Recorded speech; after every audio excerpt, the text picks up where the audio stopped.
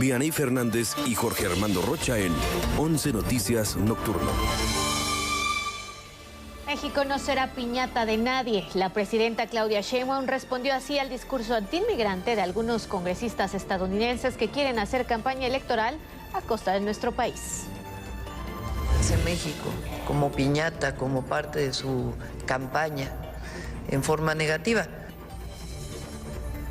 México y Estados Unidos logran un acuerdo para la entrega de agua del río Bravo a la Unión Americana. Mañana es el primer macro simulacro nacional 2025. Hablaremos de ello con la Coordinadora Nacional de Protección Civil, Laura Velázquez.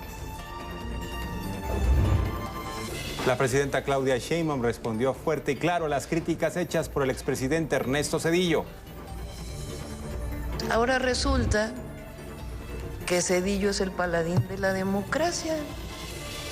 ¿Por qué no hablamos, hablando de democracia, de las masacres de Acteal, del Charco, del Bosque, de Aguas Blancas? Apagón en Europa causa un caos. Francia, Portugal y España sufrieron por un apagón que los dejó durante horas sin metro, trenes, aeropuertos y semáforos. El mexicano Santiago Jiménez se reencuentra con el gol. El Bebote anotó el segundo del Milan en la victoria sobre el Venecia. Y Lady Gaga hizo brillar el escenario del estadio GNP ante miles de fans.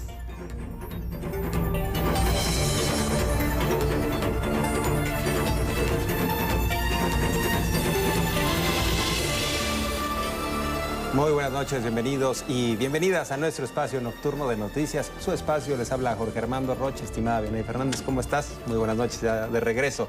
Repuesta de las vacaciones. Pues digamos que paseada más que repuesta. Por cierto, visité Oaxaca. Vaya la carretera que construyó el presidente Andrés Manuel López Obrador que conecta la ciudad de Oaxaca con Puerto Escondido. Es una gran obra. Quien transitó por ese lugar hace 5 años sabe que era súper difícil llegar, pero con esta nueva carretera llegas en 3 horas, ¿no? Ya es recta y mira, la verdad es una buena obra, sobre todo para la gente que vive allá, buen detonador de comercio y por supuesto de turismo. Bueno, una vez hecho el comercial, ahora sí. Oye, eso pasa cuando se invierte en el desarrollo, cuando se piensa en las presentes y futuras generaciones y no se embolsan el dinero. Eso pasa cuando hemos tenido gobiernos de la 4T que precisamente están buscando el desarrollo del sureste, el desarrollo de otras partes del país que estaban absolutamente abandonados, ¿no? Y de comunidades alejadas que están sobre todo alrededor de esta nueva carretera, ¿no? Que ahora sí pueden incluso montar algún negocio cerca de la nueva autopista y de alguna otra manera pues reciben un ingreso extra. Así que así es. Bien por esas obras, pueden visitarlas. La verdad es que es una buena manera de disfrutar el país. Recuerden que nos pueden escuchar a través de Radio IPN, también nos pueden seguir en redes sociales, aparece el código QR para acceder a la página de 11 Noticias Digital.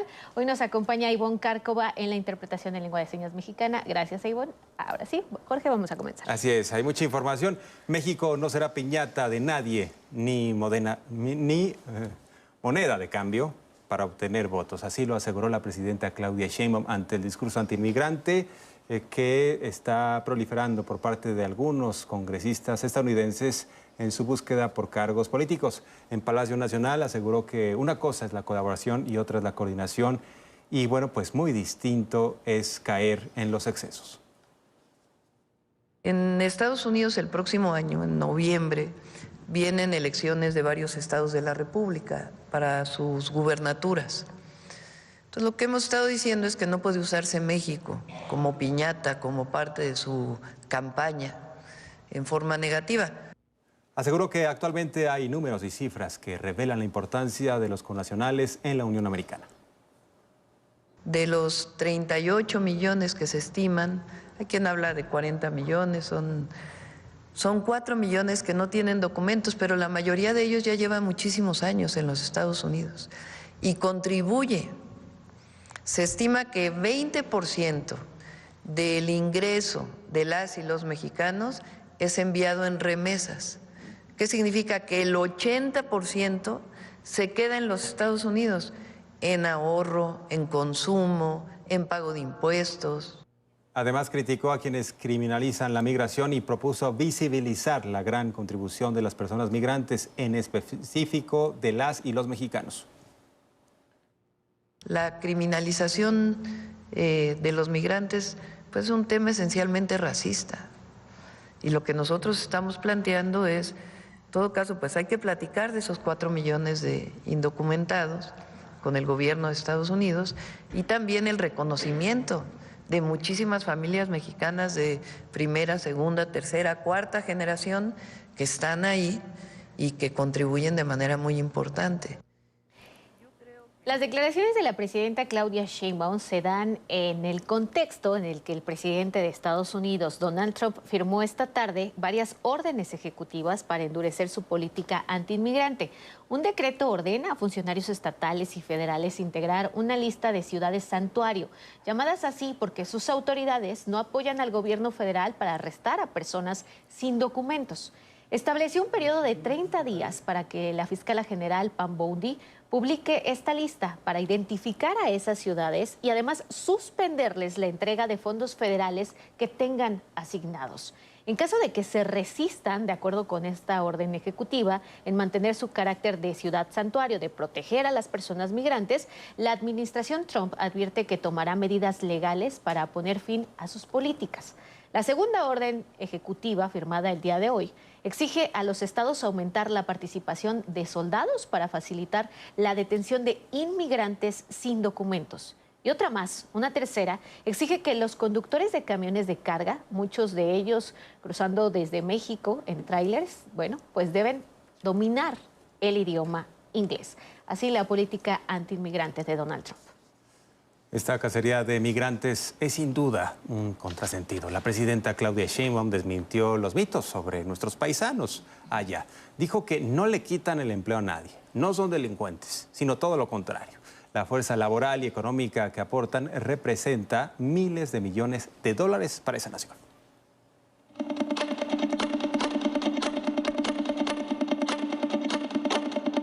Los mexicanos en Estados Unidos serían la 10ª economía más grande del mundo. Específicamente los mexicanos somos el motor de la economía americana, de Estados Unidos. Ese es el tamaño y fuerza económica de las y los mexicanos que viven y trabajan en Estados Unidos. En la mañanera de este lunes, Ana Teresa Ramírez Valdés, directora general de Latino Donor Collaborative Think Tank, dio a conocer cifras que revelan la importancia del trabajo de nuestros compatriotas para la economía estadounidense. Solo el año pasado, el Producto Interno Bruto, únicamente de las y los mexicanos allá, representó 781 mil millones de dólares. Estos datos, dijo, desmienten mitos sobre las y los mexicanos que se encuentran en la Unión Americana. El primer mito es que los inmigrantes aumentan la criminalidad. No podría haber algo más erróneo. De hecho, los estados americanos de la frontera son de los estados más sanos y más seguros de Estados Unidos. Otra idea errónea, dijo, es que los inmigrantes solo reciben beneficios y no contribuyen. No podría ser nada más lejano de la realidad. Los inmigrantes, de hecho, contribuyen con casi 100 mil millones de impuestos. Asimismo, debe desecharse la idea de que las y los mexicanos les quitan trabajos a los estadounidenses. Que es que vienen y nos quitan el trabajo y además son unos flojos. No somos ni flojos ni les quitamos el trabajo. Somos el cohort, como dicen los americanos, el segmento más trabajador de Estados Unidos, de acuerdo al Departamento de Estado. Y por último, se desmiente por completo la afirmación de que las y los connacionales son una carga para la economía de Estados Unidos. Para empezar, 1 de cada 5 inmigrantes es empresario, se está manteniendo solo. Entonces, no son una carga. Y además generan millones y millones y millones de dólares. Entonces, no somos una carga. 11 Noticias, Arturo Arellano, Merlín. Esta información sobre el valor del trabajo de las y los migrantes, sobre todo mexicanos en Estados Unidos, se estará presentando cada semana en la Mañanera del Pueblo, justamente para crear conciencia, sobre todo entre la población estadounidense, de cuánto pesan las personas migrantes. Vamos a otro tema bilateral que ha dominado la agenda en las últimas semanas. México y Estados Unidos llegaron a un acuerdo para resolver el problema de asignación de agua proveniente del río Bravo. Específicamente se destraba el adeudo que tiene nuestro país con la Unión Americana en los montos que deben suministrarse cada 5 años. Sin precisar cómo serán las asignaciones, la Secretaría de Medio Ambiente de nuestro país indicó que el gobierno de México planteó cubrir los faltantes de agua del periodo 2020 a 2025, los cuales se habían suspendido, como ustedes recordarán, por la sequía que enfrenta el norte del país. Esta reposición de agua será a partir de transferencias inmediatas y otras que se realizarán en el corto plazo cuando inicia la temporada de lluvias. Indicó que estas asegurarán el abastecimiento del recurso a las poblaciones mexicanas que dependen de este cauce. En un comunicado, el gobierno también indicó que tras una serie de reuniones, ambas autoridades, tanto las de México como Estados Unidos, acordaron mantener el Tratado de Aguas de 1944, por lo que se descarta una renegociación. Hay que recordar que la presidenta Claudia Sheinbaum incluso dijo que nos convenía este tratado porque, México recibía más agua de la que entregaba. Por su parte, el gobierno estadounidense agradeció a la presidenta Claudia Sheinbaum por haber facilitado la cooperación entre los diferentes funcionarios de su gobierno y establecer una estrategia unificada para solucionar la escasez de agua que afecta a las comunidades de ambos lados de la frontera. El Departamento de Estado del país vecino informó que México se comprometió a transferir agua de inmediato desde embalses internacionales, así como aumentar la cuota estadounidense del caudal en 6 afluentes del río Bravo hasta que finalice el ciclo hidrológico de 5 años. Ambos gobiernos acordaron desarrollar un plan a largo plazo para cubrir y cumplir también el Tratado de Aguas de 1944. Así que ya hay un acuerdo, no más amagos con que si no nos entregan el agua les vamos a poner aranceles, Jorge, tal y como lo había dicho Donald Trump. No hay pretextos. Nada de amagos, ni de extorsiones, ni mucho menos. Mientras tanto, Trump está aumentando sus políticas antimigrantes tras 100 días de gobierno.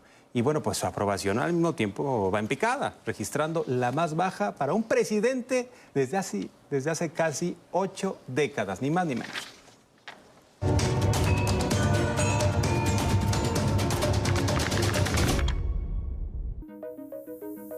¿Cómo llega el presidente de Estados Unidos, Donald Trump, a sus primeros 100 días de gobierno? Una encuesta del diario The Washington Post, la televisora ABC y la empresa Ipsos revela que tiene el índice de aprobación más bajo de la historia, por debajo de cualquier mandatario de ese país en los últimos 80 años. Su aceptación apenas llega a 39% y tiene un 55% de desaprobación.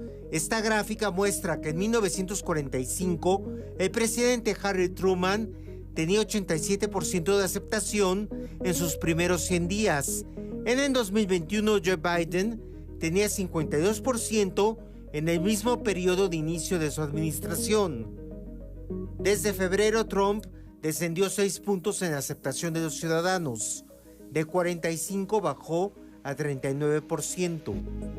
La imagen de Trump se deterioró considerablemente cuando anunció, el 2 de abril pasado, aranceles a casi 200 países, medida a la que se atribuye el alza de precios. Así lo consideró el 71% de los encuestados. El 72% está preocupado por la probabilidad de que las políticas económicas de Trump provoquen una recesión a corto plazo. Una mayoría, 48%, desaprueba que Trump expulse a personas migrantes indocumentadas, frente al 34% que sí lo aprueba.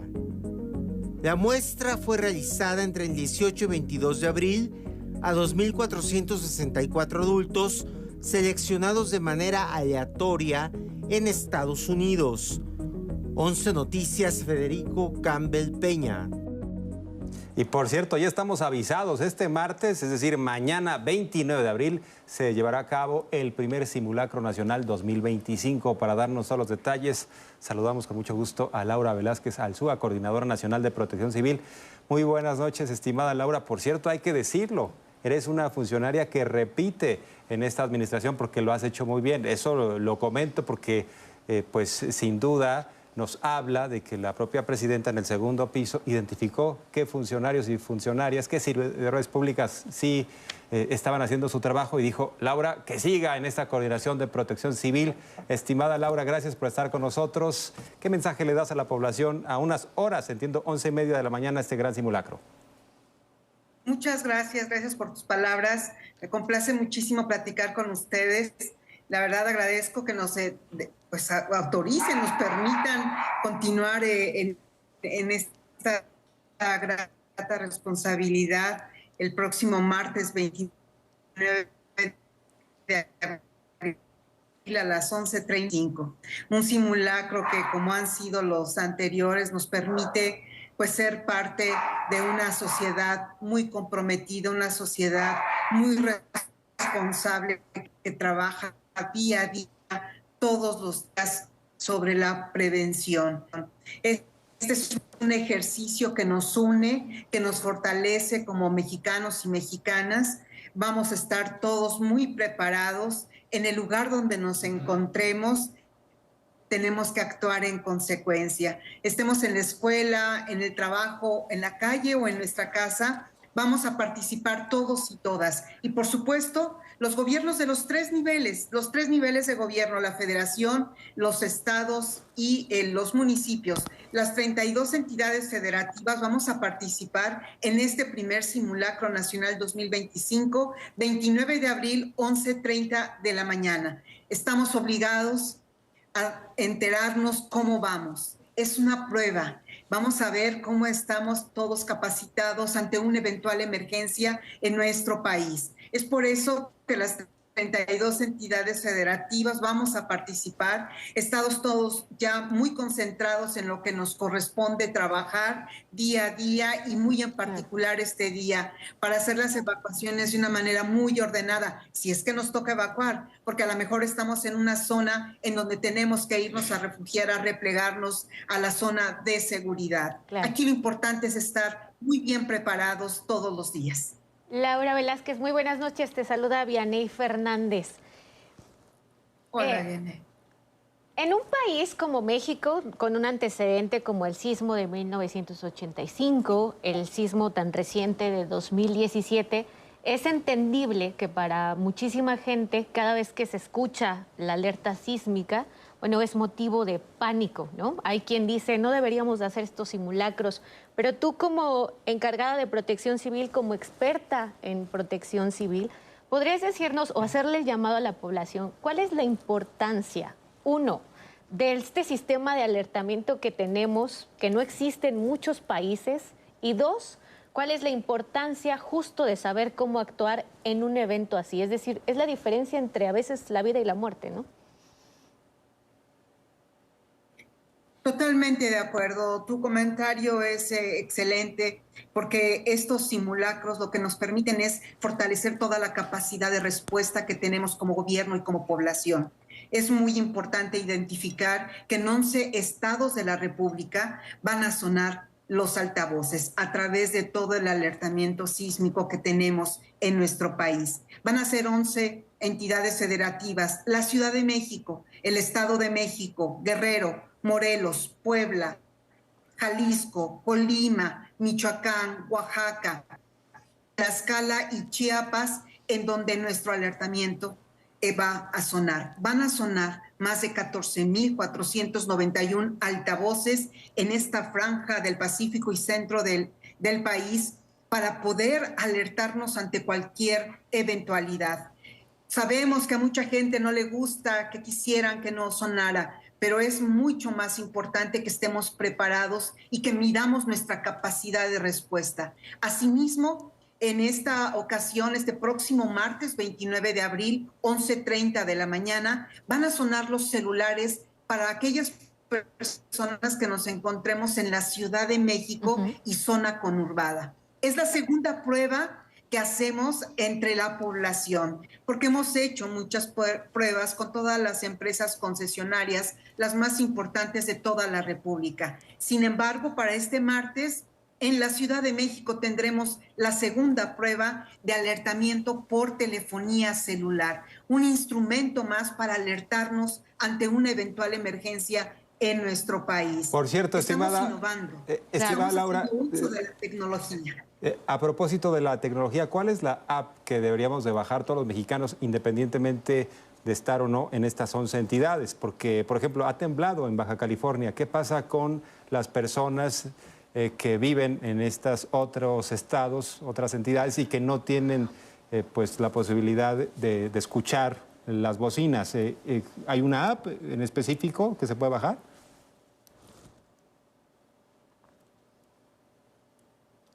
Creo que simple y sencillamente para aquellos teléfonos que se encuentren ubicados, estamos pensando que más de 5 millones de personas podrían recibir este mensaje escrito que dirá: esto es un simulacro, y además va a haber un sonido muy especial en tu teléfono. Va a ser para aquellos que se encuentren en la Ciudad de México. No necesitamos bajar ninguna aplicación. Todos aquellos que estén con una concesionaria de Altán Redes, de Telefónica, Telcel y AT&T tienen toda la posibilidad de que llegue este mensaje. Esta es una de las acciones que hemos realizado desde el Gobierno de México y por instrucciones de nuestra presidenta, la doctora Claudia Sheinbaum. Muy bien. Qué importante esto que nos dices. No se requiere ninguna app, van a llegar los mensajes. Y bueno, pues que la gente no se vaya, ahora sí que diría Fox, que no se apanique nadie, ¿no? Es un simulacro. No, que no nos asustemos, que lo veamos con mucha serenidad. Es una oportunidad que tenemos entre todos de capacitarnos, de prepararnos ante una emergencia. Va a sonar la alerta sísmica, tomémoslo con mucha serenidad y seamos ejemplo para nuestros niños y niñas para realizar este simulacro como nos corresponde como buenos ciudadanos. Gracias, coordinadora. Estamos en comunicación permanente. Muy buenas noches. Gracias a ustedes. Un abrazo. Igualmente. Gracias a Laura Velázquez. Recuerden, 11:30, simulacro de un movimiento telúrico de 8.1 grados. Y solamente, Jorge, auditorio, mencionarlo.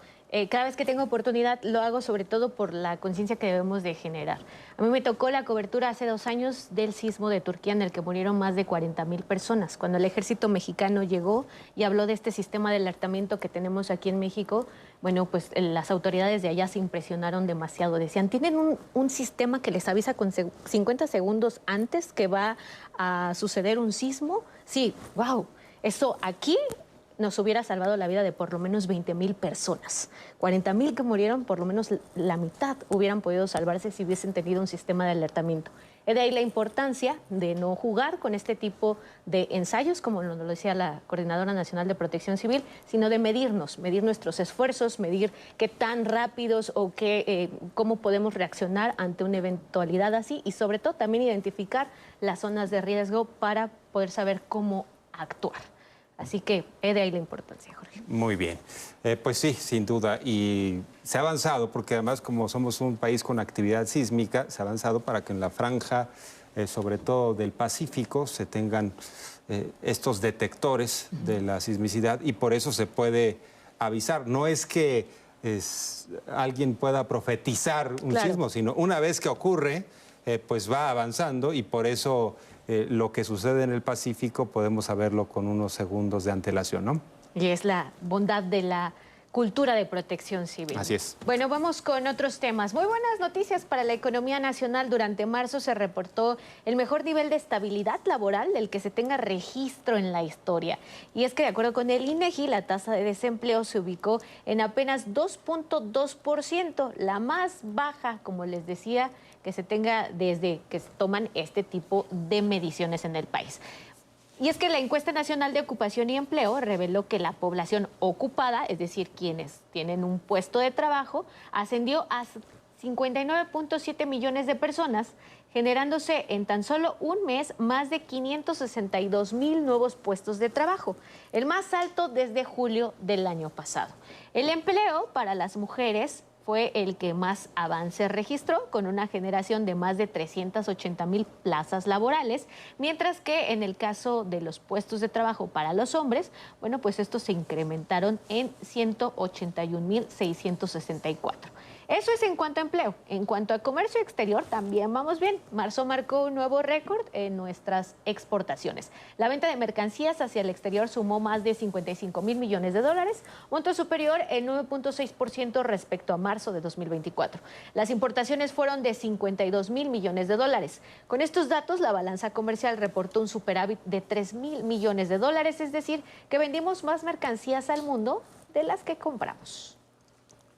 Y destacar que la presidenta Claudia Sheinbaum resaltó este repunte de la economía mexicana, al mismo tiempo que dijo no hay inflación. Y bueno, pues esto a pesar de lo que comentan los agoreros del desastre, que hablaban de una recesión. Dijo que el Fondo Monetario Internacional no le entiende nada a la economía de nuestro país. Ya ven que decían que no íbamos a crecer, que estaba muy mal la economía, y que yo les decía no. Espérense. Y todavía falta construcción, porque apenas estamos dando el impulso a la construcción pública, que ustedes saben que uno de los sectores que más impulsa y dinamiza la economía, pues es la construcción. Entonces, apenas está desarrollándose la vivienda. Además, la presidenta desechó la idea de una reforma fiscal, afirmando que hay otras maneras de aumentar la recaudación. ¿Qué es una reforma fiscal? No es otra cosa más que aumentar impuestos. Dice, por ahora no es necesario, sino combatiendo la corrupción podemos aumentar los ingresos. La primera es seguir combatiendo la corrupción. Todavía hay espacios que tienen que ver con evadir impuestos. Esa es la que da más resultados, antes de estar pensando en grabar. En otros temas, inició en Tamaulipas el programa de apoyo a personas damnificadas por lluvias e inundaciones ocurridas hace casi un mes en los municipios de Reynosa y Río Bravo. Ariadna Montiel Reyes, secretaria de Bienestar, informó que se destinarán más de 98 millones de pesos para atender a más de 12,000 familias de ambos municipios. La inversión va a ser de 98,500,000 pesos, y la fecha de entrega de estos apoyos inicia el día de hoy, 28, 29 y hasta el día 30. Estos 3 días se va a realizar el pago y el apoyo consiste en la entrega de 8,000 pesos para limpieza. La secretaria Ariadna Montiel indicó que además del apoyo económico se van a entregar también enseres domésticos.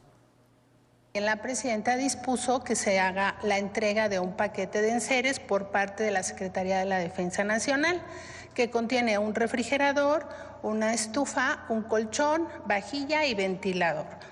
Y la presidenta Claudia Sheinbaum aclaró que adquirir estos enseres no significó un gasto para el erario, ya que los aporta directamente la Defensa Nacional. No es un gasto adicional, sino que ya lo tenían en reserva la Defensa Nacional, de su plan de N3C.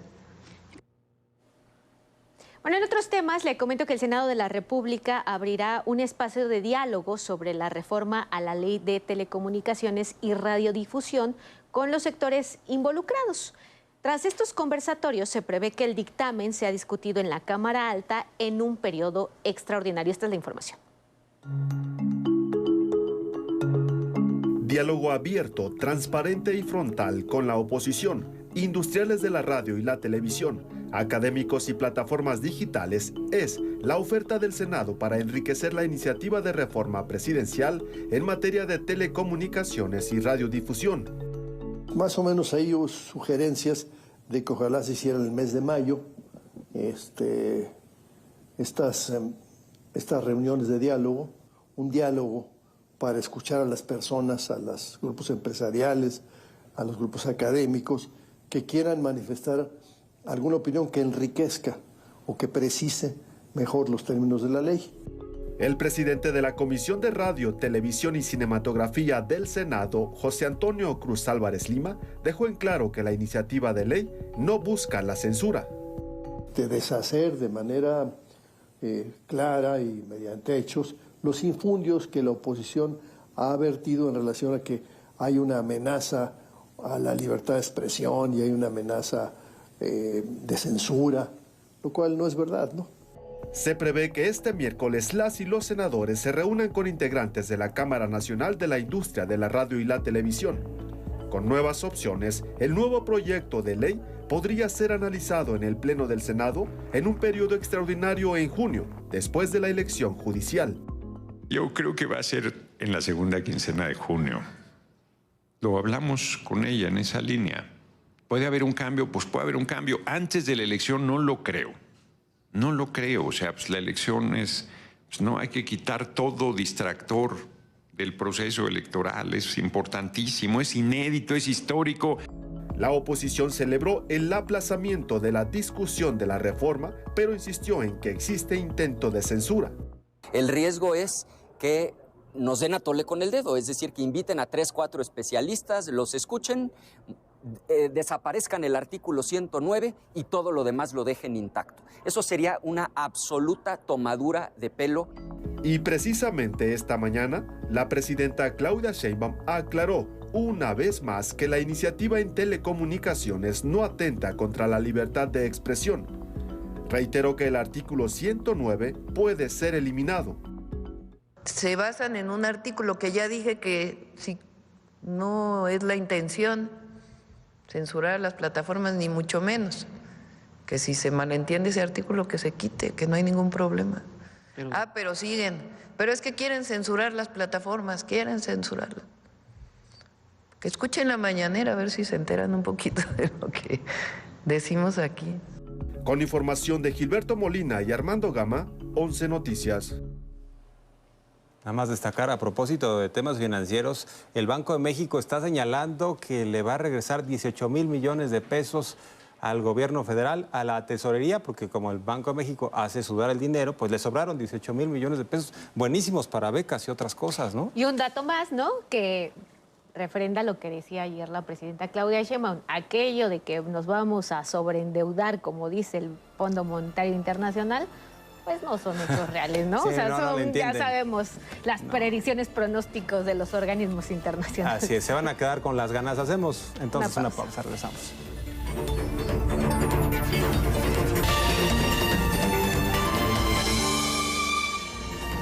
Pues patético lo de Ernesto Zedillo, que ya lo tienen como paladín de la democracia, los opositores. Y por eso la presidenta Claudia Sheinbaum ha respondido de manera contundente a las afirmaciones que ha hecho el expresidente de México, Ernesto Zedillo. Y es que en una entrevista publicada en Nexos y Letras Libres, acusó a la presidenta Sheinbaum y al expresidente López Obrador de haber destruido, entre comillas, la democracia de México y haber convertido al país en un estado policial. Sí, es el mismo Zedillo del autoritarismo, de Aguas Blancas, del Charco, de masacres por acá y por allá, y también el mismo del Fobaproa. Durante la mañanera del pueblo, Sheinbaum desestimó las críticas y cuestionó la autoridad moral de Zedillo para hablar de democracia, porque también desapareció la Corte de un plumazo y puso a los 11 ministros que él quería. Ahora resulta que Zedillo es el paladín de la democracia. Lo bueno es que el pueblo de México está muy informado, muy informado. Entonces están diciendo que hay autoritarismo porque el pueblo va a elegir al Poder Judicial. O sea, imagínense la contradicción. La presidenta de México recordó el negro legado del sexenio de Zedillo, hechos como la matanza de Acteal, también el rescate bancario conocido como Fobaproa, que por cierto seguimos pagando. 1 billón de pesos hemos pagado y debemos todavía 1 billón más. O sea que hay que seguir trabajando. Vamos a hablar de democracia. ¿Por qué no hablamos del Fobaproa? Porque también es autoritarismo rescatar a unos cuantos, hacer deudas privadas como deudas públicas, y dejar en el desamparo a millones de deudores en nuestro país, con una deuda que seguimos pagando las y los mexicanos. ¿Por qué no hablamos de la privatización de los ferrocarriles? Porque eso también es autoritarismo. ¿O a quién le consultó cuando privatizó los ferrocarriles? ¿Por qué no hablamos, hablando de democracia, de las masacres de Acteal, del Charco, del Bosque, de Aguas Blancas? La presidenta también recordó que en 1995 Zedillo promovió una serie de iniciativas para, mediante la figura de jubilación inmediata, separar de sus cargos a 26 ministros de la Corte y con ello reconfigurar a modo el máximo tribunal. ¿O por qué no hablamos de la desaparición de la Corte y la decisión a modo de una nueva Corte impuesta por él? Porque él propuso a cada ministro y ministra de la Corte, ministro, porque eran hombres, de aquella época. ¿O por qué no hablamos del Consejo de la Judicatura, que estaba dirigido por la misma persona, presidenta de la Corte? ¿O que eso no es autoritarismo? Y la oposición, dijo la presidenta, ahora está recurriendo a voces del pasado debido a la falta de credibilidad de sus líderes actuales. Es que no tienen voceros ya con credibilidad. A ver, habla un Marco Cortés, habla un Anaya, habla un Alito de democracia, habla un Aguilar Camín, habla un Krause, pero ahora andan buscando voceros por otro lado porque ya no tienen credibilidad. Entonces, ¿creen que Zedillo es un buen vocero? No, pues, imagínense. Entonces el pueblo está muy consciente y nosotros tenemos claro lo que es la democracia. La democracia es el poder del pueblo. Y por cierto, a los ministros que no quiso Ernesto Zedillo los jubiló con 250,000 pesos mensuales por cabeza, o sea que los exministros facturan. Bueno, con cargo al erario. En otras informaciones, el gobierno de la Ciudad de México destinará más de 200 millones de pesos para reforzar los procesos de búsqueda e identificación de personas desaparecidas. Este es un asunto muy importante. Se presentó la estrategia de la Ciudad de México para la búsqueda y localización de personas 2025-2030, que tendrá un presupuesto de 255 millones de pesos. El plan contempla incrementar el número de peritos para diseñar planes de búsqueda, la creación de un centro de identificación humana que albergará hasta 5,000 gavetas para cuerpos y 4,000 para restos, el fortalecimiento de equipos como drones y georradares y la creación del banco forense de ADN. Que en ningún caso de un cuerpo que no se haya reconocido, ¿no?, o que no se haya reclamado por alguno de sus familiares, se vaya hoy en día al Panteón de Dolores, más adelante al Centro de Resguardo Temporal, sin que nosotros hayamos hecho el cruce con el INE, ¿no?, entre otras bases de datos que estamos contemplando. Se están contemplando además el cruce de bases de datos con la ciudad, con registros también nacionales y con el Registro Nacional de Honduras y de El Salvador. También se creará un gabinete metropolitano con autoridades de búsqueda en la Ciudad de México, Hidalgo, Querétaro, Morelos, Estado de México, Puebla y Tlaxcala. Y se aplicará un protocolo homologado para la búsqueda de personas con una ficha única de desaparición y se exhumará la fosa común del Panteón de Dolores para identificar a las personas que reposan ahí. La próxima semana se pondrá en marcha el nuevo protocolo homologado de búsqueda inmediata y un solo fotoboletín de la Ciudad de México, optimizando la búsqueda y asegurando la coordinación interinstitucional. La jefa de gobierno, Clara Brugada, aseveró que de este modo su administración se alinea a la estrategia nacional establecida por la presidenta Claudia Sheinbaum. Les reiteramos, no están solas, no están solos. Todo el aparato institucional de la Ciudad de México está volcado a la tarea de restituir su derecho a la verdad, a la justicia y a la memoria. Con información de Nicteja, Germán, 11 Noticias. Y hablando de la Ciudad de México, hace unos días se cumplieron 18 años de la despenalización de la interrupción del embarazo en la capital del país. Y a propósito de esto, vale la pena recordar cómo se dio este logro y qué entidades del país aún no se suman a este derecho. Esta es la primera parte de un trabajo especial de mi compañera Nicteja Germán.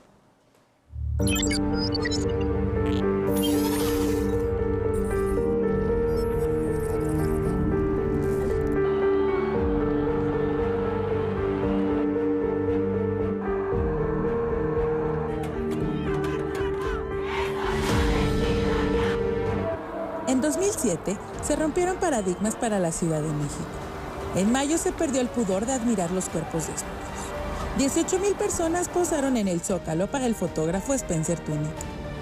2 meses antes se dio la primera unión civil de 2 hombres bajo el amparo de la Ley de Sociedades de Convivencia, predecesora del matrimonio igualitario.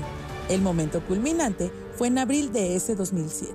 El feminismo logró la despenalización de la interrupción del embarazo hasta las 12 semanas de gestación. La capital del país fue referente en todo México y América Latina. En el diario de mayor tirada de la Argentina, que es el diario Clarín, vimos un recuadrito chiquitito, un recuadro muy pequeñito, en letras rojas, que decía, lo busqué de nuevo para acordarme, se despenalizó el aborto en la capital de México. Y para nosotras, que estábamos empezando ese recorrido, fue pensar que era una utopía posible. A 18 años, ha quedado claro que despenalizar el aborto es un tema de salud pública, de maternidades elegidas y justicia social. También para el acceso a los servicios, ¿no? El que se elimine, se despenalice, por lo menos durante el primer trimestre de la gestación, el aborto voluntario, elimina esa amenaza y permite que los servicios de salud actúen y que puedan prestar esos servicios. La maternidad no tiene que ser vista como un castigo, al contrario, debe ser una elección amorosa, porque en el sentido de que sea, en este sentido, la decisión muy consciente y muy amorosa, también podemos buscar mejores condiciones para nuestros hijos e hijas. El sueño se materializó tras enfrentar al gobierno en turno de Felipe Calderón, cuyo Procurador General de Justicia fue Eduardo Medina Mora. Tanto la Procuraduría General de la República de aquel entonces como la Comisión Nacional de los Derechos Humanos cuestionaron esta reforma, ¿no? Dijeron que era inconstitucional. El caso llegó a la Corte y la Corte resolvió que era una reforma constitucional que tenía que continuar. La batalla, esa que llamas contra el Estado, fue contra instituciones garantes de la justicia y de los derechos humanos, lo cual era un sinsentido. La marea se estancó 12 años. Hasta 2019, Oaxaca se convirtió en la segunda entidad mexicana en despenalizar el aborto. La lucha de mujeres continuó y en 2023, la Suprema Corte de Justicia de la Nación determinó la inconstitucionalidad de la penalización del aborto en todo el país, obligando a los congresos locales a sacar de sus códigos penales el aborto. Actualmente, solo faltan por despenalizar Durango, Guanajuato, Morelos, Nuevo León, Querétaro, Sonora, Tabasco, Tamaulipas y Tlaxcala. Es decir, 9 entidades. ¿Es cuestión de voluntad, de partido político o de ideologías personales? El gobierno del Estado no tiene un interés el legislativo de Tlaxcala en despenalizar. No son personas que tengan una postura de progresista. Muchos de ellos tienen una postura antiderechos. Todos decían, no, es que como el PAN es mayoría, casi ni para qué impulsar aborto, porque pues ya sabemos que no va a pasar, ¿no? Si este tema les importara realmente, ya lo hubieran sacado, porque ahora todos juntos tienen mayoría. El PAN no tiene mayoría.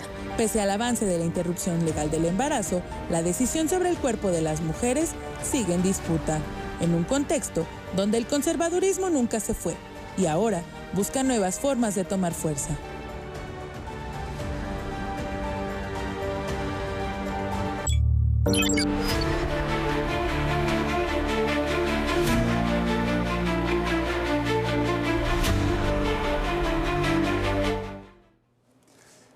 Y ojalá en Europa tuvieran a la CFE, pero no la tienen.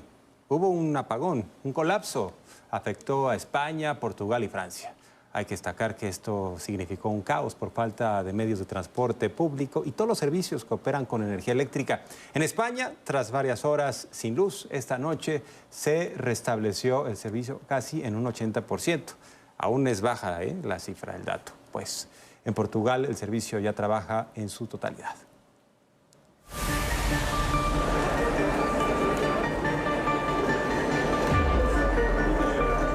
Millones de personas en España, Portugal y el sur de Francia vivieron este lunes horas de caos por un apagón masivo en la red de suministro eléctrico operada por la empresa privada Endesa.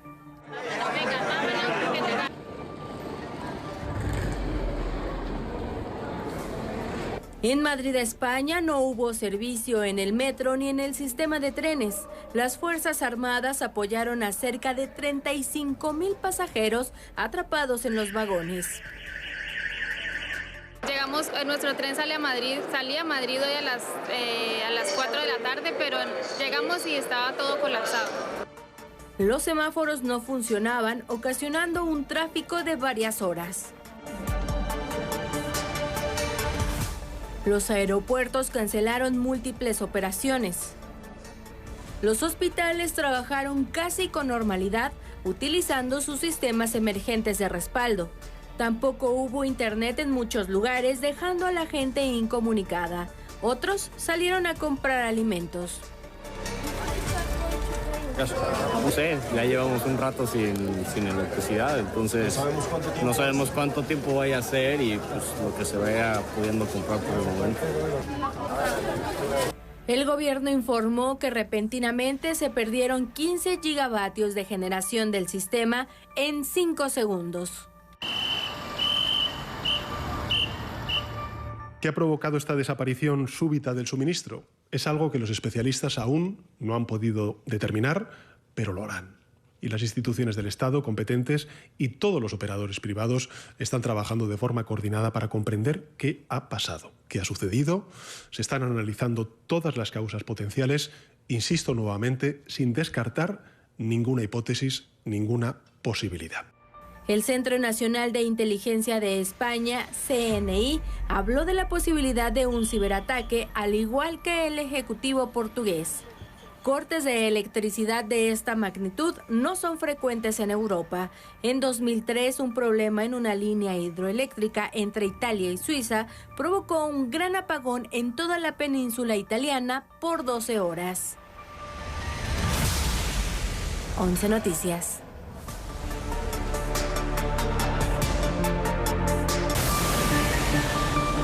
Vamos a Canadá, ahí comenzaron a cerrar ya los centros de votación, solo quedan abiertos los que todavía tienen filas de personas esperando para emitir su voto.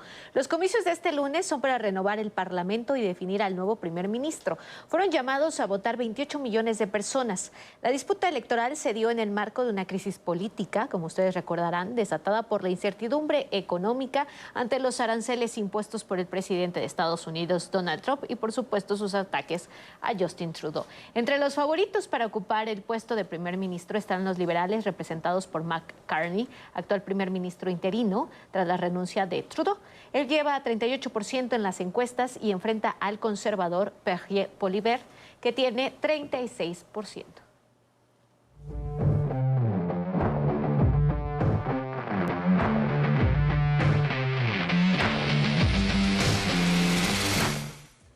Ahora vamos con la información deportiva, porque hay buenas noticias, ¿no? Así es, el Bebote, por supuesto. Sí, cómo no, metió gol y todo, y bueno, pues lo tenían en la banca y ya me lo andaban haciendo a un lado, pero responde con resultados. Mi tocaya Vianney Zárate nos tiene los detalles. Adelante, Vianney. Hola compañeros, muy buenas noches. Y antes de hablar del Bebote, vamos a hablar primero del fútbol mexicano, porque la liguilla de clausura 2025 tiene ya un invitado más. Se trata del Pachuca, que avanzó a los cuartos de final tras derrotar en los play-in 2-1 a Monterrey. Ahora los Tuzos serán rival del América. Y mientras que en la otra llave de los play-in, los Pumas vencieron en penales a Juárez y ahora buscarán el último boleto frente a Monterrey. El ganador de ese duelo enfrentará a Toluca en los cuartos de final. Mientras que en la Liga MX femenil, América, Pachuca y Chivas son ya semifinalistas del Clausura 2025. Y sí, habrá clásico nacional en esta ronda, porque América goleó en juego de vuelta de cuartos de final 5-0 a Juárez y dejando un global de 7-2 a su favor. Así enfrentará a las Chivas, que con gol de Alicia Cervantes derrotaron en el juego de vuelta 1-0 a Pumas. Y con un global de 3-0, las Tuzas también golearon 4-1 al Atlas, dejando un global de 5-2. Esperan ya su rival, que saldrá esta noche entre Tigres y Rayadas.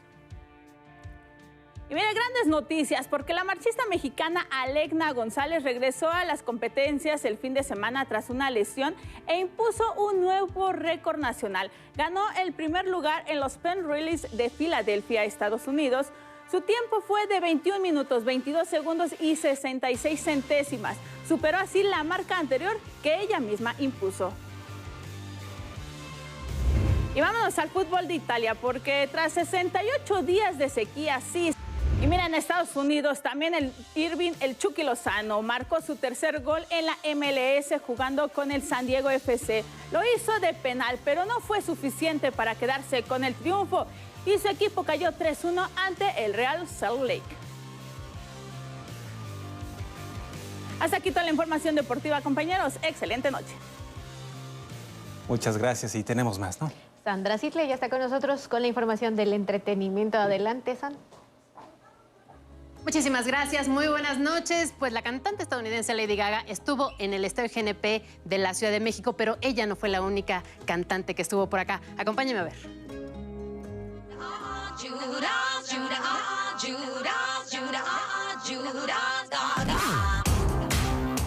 La Ciudad de México reunió a las grandes divas del pop en inglés. Mientras Cristina Aguilera disfrutaba una cerveza en una trajinera en Xochimilco, Katy Perry hizo lo mismo, pero en el concierto de Lady Gaga.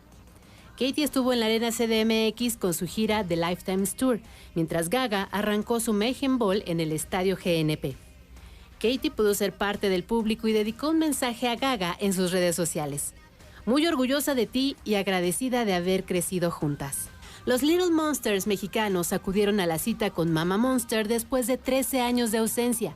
Gaga les dio la bienvenida con una jaula de acero que asemeja la falda de un enorme vestido, con 2 pisos, un elevador interno y más de 275 metros de tela.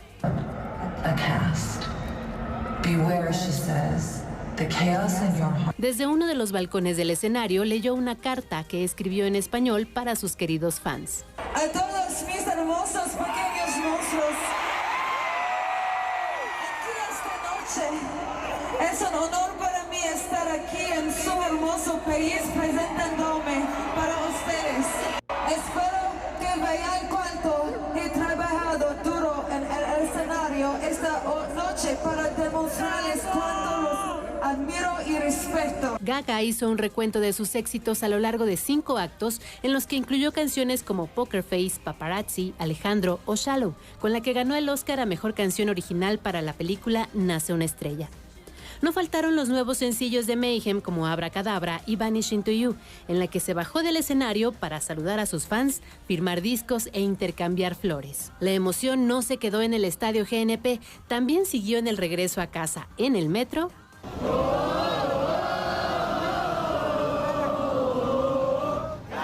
y en los microbuses.